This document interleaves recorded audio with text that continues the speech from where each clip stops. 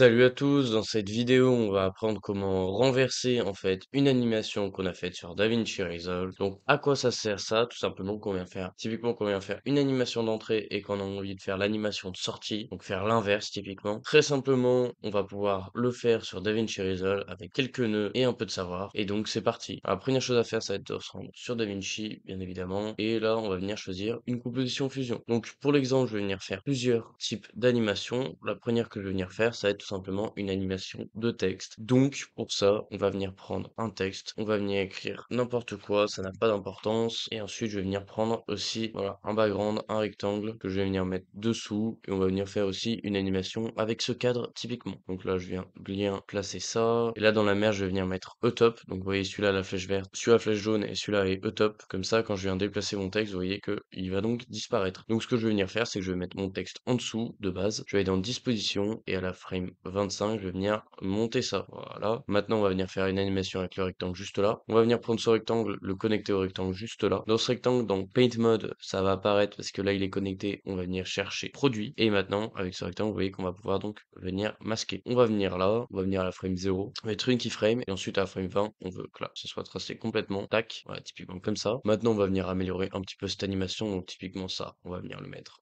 en rouge, on va venir chercher du glow, on va venir chercher, je sais pas, une ombre portée. Donc là, vous voyez que c'est déjà un petit peu mieux. On a donc notre animation. Maintenant, on fait CTRL A pour tout sectionner. On vient dans le spline et là, on va venir faire CTRL A, SHIFT S, T, augmenter là, et on va venir ajouter du flou de mouvement donc, sur le rectangle et sur le texte. Et donc maintenant, vous voyez qu'on a notre animation. Maintenant, c'est vraiment là, en fait, on va passer à la partie compliquée de cette vidéo et à ce qu'on va voir, ça va être comment faire l'inverse de cette animation. Donc là, vous voyez que là, on a une apparition, donc vous verrez qu'il y a la disparition. Donc que ça redescende et que ça redisparaisse. Donc pour faire ça, on va devoir utiliser un nœud qui s'appelle fondu enchaîné. Donc on vient chercher fondu enchaîné une première fois. Et maintenant, ici dans arrière-plan, premier plan, on va venir faire clic droit, expression. Et on va venir coller cette expression-là. Alors cette expression-là, vous ne l'avez pas, c'est normal. Pour l'avoir, très simplement, ce que vous allez venir faire, c'est vous rendre sur mon serveur Discord et vous allez ici dans la partie Asset vidéo YouTube, vous retrouverez l'expression juste là. Maintenant, une fois qu'on a ça, c'est pas fini. Maintenant, ce qu'on va devoir venir faire, ça va être de venir choisir un nœud time speed. Donc, nœud vitesse si vous préférez. Maintenant, on va venir connecter l'ombre portée au time speed comme ceci et le time speed, on va venir le connecter à la flèche verte juste ici. Maintenant, dans le time speed, on va pas mettre 1, on va venir mettre -1. Ok, et donc une fois qu'on a mis l'expression que dans le time speed, on est venu connecter ça comme ça et qu'on a mis ça à -1, ce qui va se passer, c'est que maintenant quand on lance, on va avoir l'apparition d'entrée et quand on vient à la fin, on a l'apparition de sortie. Le gros avantage avec ça, c'est que si je viens réduire la durée, vous voyez, comme ceci, là on a l'apparition de rentrée et l'apparition de sortie directement. En fait, ça va s'ajuster selon le timing et selon la durée en fait de notre clip. Que si je viens mettre ça typiquement ici, tac, pareil. Et donc là, vous voyez que je vous montre ça avec un texte, mais on peut venir faire ça avec plein d'animations. Maintenant, un petit tip que je peux vous donner, c'est que vous voyez, c'est chiant à chaque fois de venir prendre l'expression et faire copier-coller. Ce que vous pouvez faire, c'est venir prendre ici version. Dans la version 1, venir mettre ça. Dans la version 2, ici, faire reset to default. Et comme ça, là, dans la version 1, vous avez avec l'expression. Dans la version 2, vous avez le nœud normal. Et maintenant, vous faites clic droit ici, paramètres, et là, enregistrer par défaut. Ce que ça va faire, c'est que maintenant, quand on vient chercher le nœud fondu enchaîné et qu'on l'ajoute directement, vous voyez que là, version 2, ce sera la version normale, mais si on vient sur version 1, on aura ça. Et donc, pour tous nos nœuds, ça nous évite à chaque fois de recopier l'expression. Maintenant, on va venir faire une autre animation pour bien que je vous montre que ça marche. Mais en fait, il y a un truc qui est intéressant à comprendre ici, c'est qu'en fait, si on vient placer ça juste là, ça va tout impacter. Vous voyez, ça va impacter tout ce qu'il y a derrière. Par contre, si je viens le placer que sur le texte, en fait, il y aura uniquement le texte qui va voir donc cette apparition et cette disparition. Vous voyez, si je viens connecter ça comme ceci, donc vous voyez que là, on a bien nos deux apparitions. Donc ça, c'est normal. Et à la fin, par contre, on va voir que le texte. C'est normal parce que là, en fait, ça n'impacte pas ce qu'il y a ici. Donc, il faut bien comprendre selon où est-ce que vous placez ça, qu'est-ce qui va être inversé ou non. Donc maintenant, on va faire une autre animation assez simple. Donc, on va venir prendre un background. Maintenant, on va venir prendre un rectangle et un background. Connecter ça juste comme ceci. Donc là, je vais un peu vite parce qu'en fait,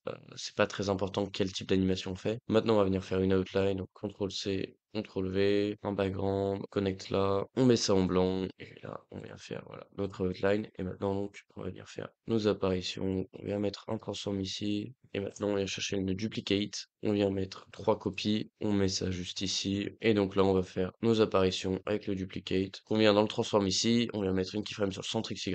Ensuite, on vient à la frame, par exemple, 30 et on va venir mettre ça en bas. Tout va suivre. Et maintenant, on a envie que ça soit décalé dans le temps. Donc, on vient dans le duplicate. Et ici, dans le time offset, on va mettre typiquement moins 15 frames. Comme ça, il y aura 15 frames de décalage à chaque fois. Et donc là, le premier apparaît, le deuxième apparaît, le troisième apparaît. Maintenant, on va rendre ça fluide encore une fois. Donc, on vient dans le spline, transform, CTRL A, Shift S, T, augmenter là, on vient mettre du flou de mouvement, et donc là, vous voyez que on a des animations qui sont bien fluides. Maintenant, on va venir faire donc ce que je vous ai montré juste avant, venir chercher le nœud fondu enchaîné, le connecter ici. Là, on va aussi venir prendre un métier route. Maintenant, on vient chercher le nœud vitesse. On connecte ça là, on connecte ça ici. Là, on n'oublie pas dans le dissolve donc de prendre la version 1. Et là, dans le time speed, vous voyez que ça va pas marcher. Pourquoi? Bah, c'est parce qu'on a laissé en fait vitesse 1 pour, comme je vous ai dit avant, bien mettre vitesse moins 1. Et donc là, tac, vous voyez, on va avoir ensuite, si on met ça dans le viewer, l'apparition opposée. Donc 1, 2, 3. Et là, vous voyez que notre composition, elle est pas assez longue. Pourquoi? Parce qu'on a fait quelque chose avec un écart de 15 frames. Donc en fait, si l'animation n'a pas le temps de se finir, ça va se couper au milieu pour pouvoir faire l'apparition de sortie. C'est pour ça qu'il faut bien laisser le temps à ce qu'il y ait l'apparition de sortie. Donc là,